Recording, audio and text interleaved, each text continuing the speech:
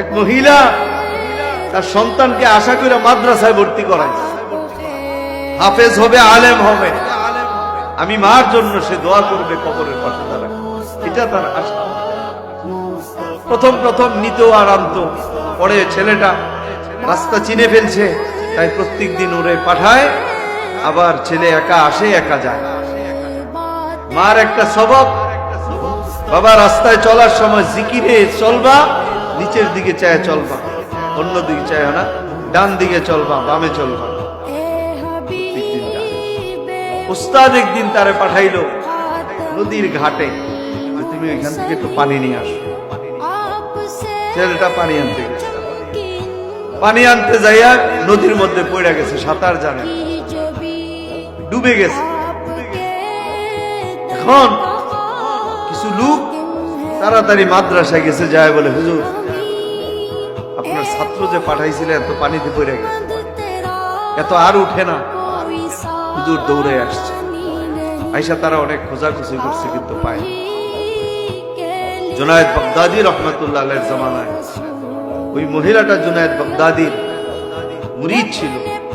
জুনায়েদ বাগদাদীর কাছে দৌড়ায় গেছে, হযরত অবস্থাতে এমন, ছেলেটারে মাদ্রাসায় দিছে মা আশা করে, আজকে আমরা তার একটু পানি আনার জন্য পাঠাইছিলাম, ছেলেটা ওইখানে পইরা ডুবে গেছে, প্রায় সময়ই যায়, এমন তো হয় নাই, কি জবাব দিব?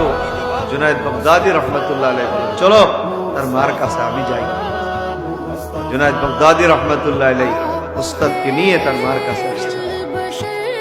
জুনায়েদ বাগদাদীর দেখে মা তো আশ্চর্য, আমার পিসাব আমার ঘরে কেন? পর্দার আড়াল থেকে জিজ্ঞেস করে, হযরত আপনি আসছেন? আমি বড় খুশি, তবে কেন আসছেন? জুনায়েদ বাগদাদী রহমতুল্লাহ আলাইহি ওয়াজ করে বলে, দেখো দুনিয়ার থেকে একদিন সবাই চলে যেতে হবে, তুমিও চলে যেতে হবে, আমিও চলে যেতে হবে, থাকার সুযোগ নেই, যেতে হবে, থাকতে পারবো না, তোমার সন্তানটাও আল্লাহ নিয়ে গেছে। মা একটু চুপ থেকে বলে, আলহামদুলিল্লাহ, যদি আল্লাহ নিয়ে যায় কিচ্ছু করার নেই।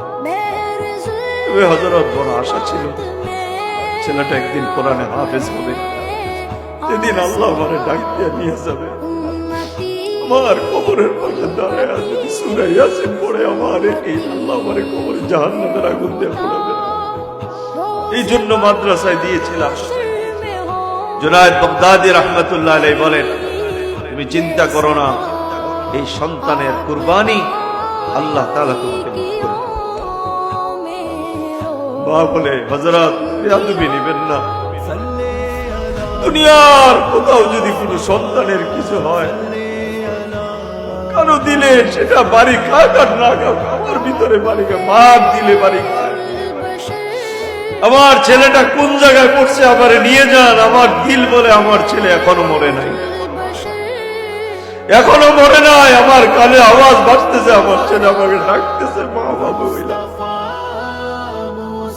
এটার নাম মা। জুনায়েদ বাগদাদী রহমতুল্লাহ আলাইহি বলেন, প্রায় 3 ঘন্টা হয়ে গেছে, কেমনে তোমার ছেলে বেঁচে থাকে? মা বলে, হযরত আমার দিল বলে আমার ছেলে আমারে ডাকতেছে, আমার কানে আওয়াজ আসতেছে, আমার নিয়ে চলে। চলো। মারে নিয়ে গেছে ওই নদীর পাড়ে। লোকদেরকে জিজ্ঞেস করে, এই তোমরা দেখাই দাও কোন জায়গাটা দিয়া পড়ছে। বলে, এই জায়গা দিয়ে পড়ছে, আমরা দেখছি। মা ওই জায়গায় দাঁড়াইছে, মাতৃত্বের মায়া নিয়ে মা ওই জায়গায় দাঁড়ায় ডাক দিছে, আব্দুল্লাহ, তোর মা তোরে ডাকতেছে। আব্দুল্লাহ, তুই কই? এক ডাকে সাক্ষী আল্লাহ ওয়ালাদের কিতাবে পাইছি, মা মায়ের মাতৃত্বের মহব্বত নিয়ে ওই জায়গায় দাঁড়ায় আর যখন ডাক দিছে, 3.5 ঘন্টা পরে পানির নিচ থেকে বাচ্চা ভাইসা উঠা মাকে মা বলে ডাক দিয়া মাকে আহ্বান করে, মা আমারে উঠাও। জোরে কর সুবহানাল্লাহ। মা ঝাঁপ দিয়ে নেমে গেছে, সন্তানকে বুকে নিয়ে এরপরে উঠছে। জুনায়েদ বাগদাদী রহমতুল্লাহ আলাইহি বলে, এটা সম্ভব না, এটা সম্ভব না। আমার আল্লাহ বলে এটাই সম্ভব। আমি চাইলে পানির নিচেও বাঁচাই রাখতে পারি। একটা মার দিলের দর্দ আর ব্যথা আমার চেয়ে, আমি আল্লাহর চেয়ে কেউ বেশি বুঝে না, কেউ বেশি বুঝে না। পিতাকে বাঁচায় আর মার জন্য বাঁচায় রাখছে। সুবহানাল্লাহ, এটার নাম মা।